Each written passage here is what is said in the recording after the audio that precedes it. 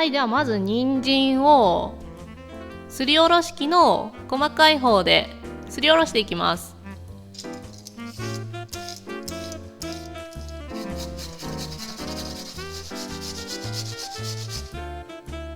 次にレモンの皮、黄色い部分だけもすりおろしていきます。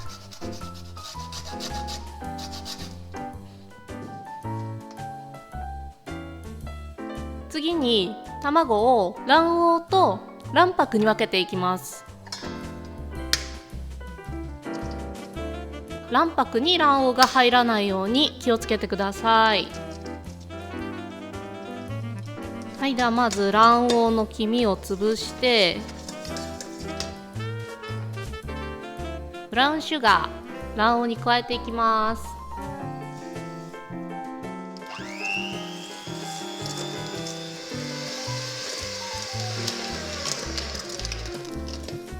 はい、このぐらい白くもったりすれば OK です。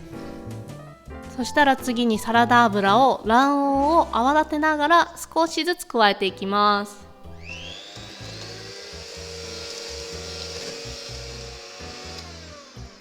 こんな感じで全体がきれいに乳化すれば OK です。はい、そしたら次にココナッツ加えます。こちらはすでにローストしてすでに小さく砕いたくるみです。そして先ほどすりおろした人参とレモンの皮も加えていきます。そしたらこちら全体を混ぜ合わせていきます。はい、これで OK です。そしたら次に小麦粉をふるっていきます。こちらは薄力粉。こちらはシナモンとベーキングパウダー、重曹がすでに一緒に入っています。こちらも合わせてふるっていきます。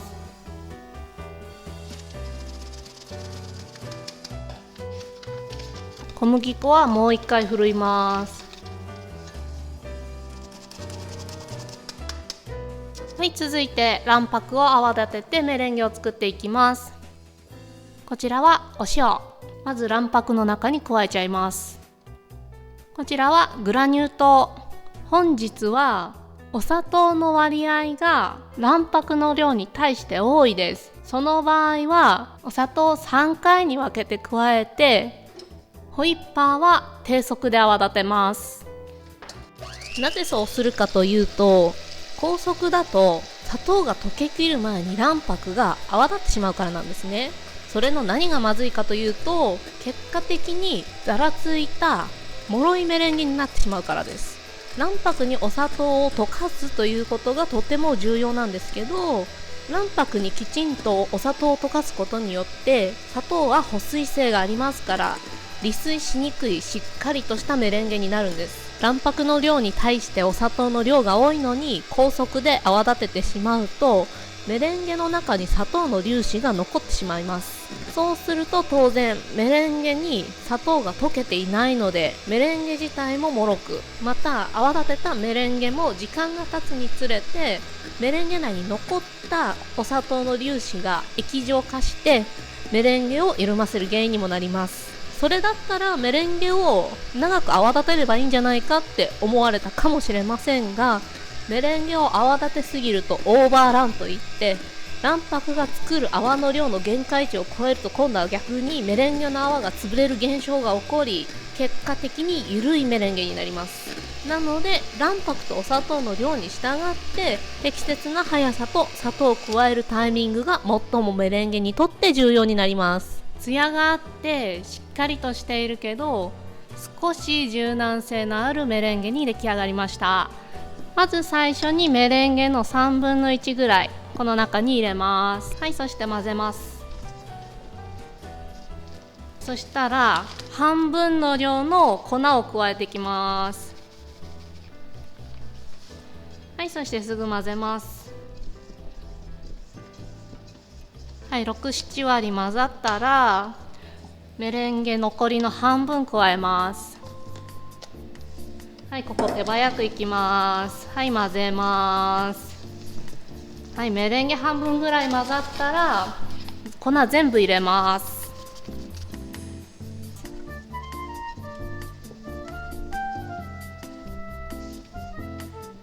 残りのメレンゲを全部加えます。はい、混ぜます。なるべくメレンゲの泡を潰さないように、小麦粉のダマも作らないように丁寧に素早く混ぜます。なぜ交互に材料を混ぜきらないうちにどんどん材料を追加していくかというと、混ぜすぎるとメレンゲは潰れるし、小麦粉も手数が増えるほどグルテンの強度が増すからです。はい、全体が均一に混ざれば OK。今日は21センチ ×24 センチの型で2枚で焼いていきます。なんでこれで焼いてるかっていうと、他に型がないからなんで、皆さんはお家にある型使ってください。もしこれよりも合計の面積が狭ければその分分厚くなるので、焼く時間は長くなりますし、もし広ければ少し焼く時間が短くなると考えてください。はい、ではオーブンで調整していきます。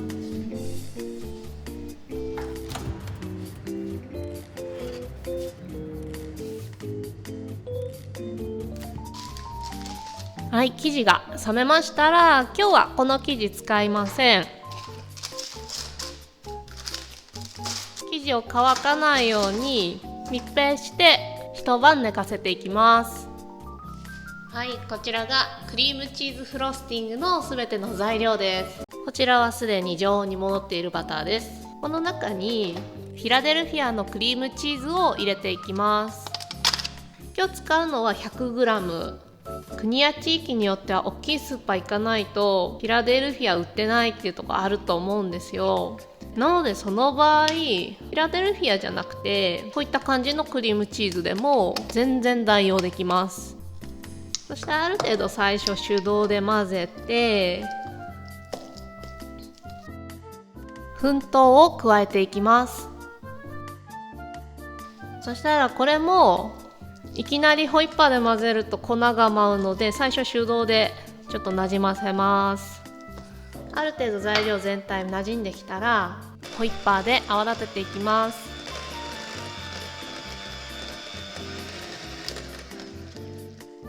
すみません、ちょっと材料同士が冷たかったみたいで分離しました。その場合はこういった温かいお湯を用意して少しつけます。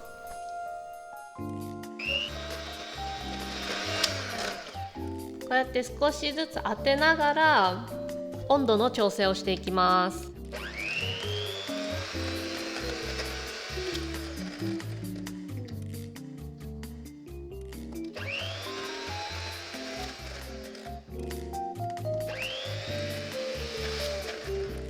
こんな感じで少しお湯に当てながらホイップを繰り返すときちんとつながります。そしたらもう少しホイップしていきます。クリームが白っぽくふんわりすれば OK です。こちらは昨日焼いて1日寝かせておいた生地です。こちらを今からデコレーションしていきます。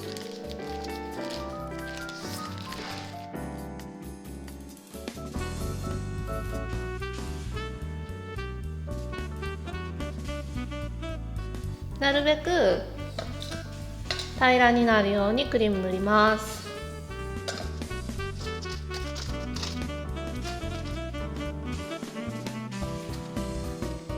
生地のせたらちょっと押さえてクリームと生地を密着させてあげてください。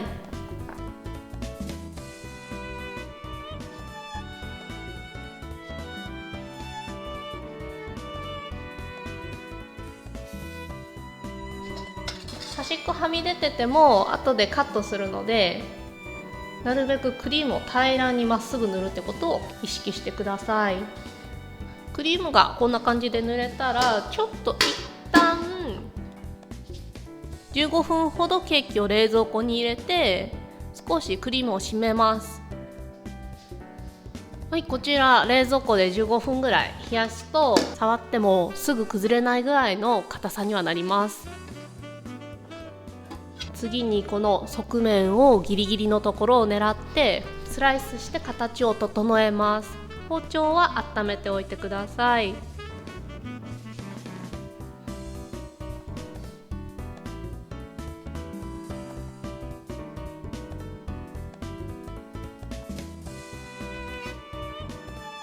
そしたらこのケーキも縦半分に切っちゃいます。はい、そしてこの余った生地もったいないなって思った人いると思うんですけど、これで飾りを作っていきます。この生地をこうやって練り合わせていきます。そしたらこういう風にお団子になるので、こういう風に適当にちぎってお団子にしたらココナッツでまぶしていきます。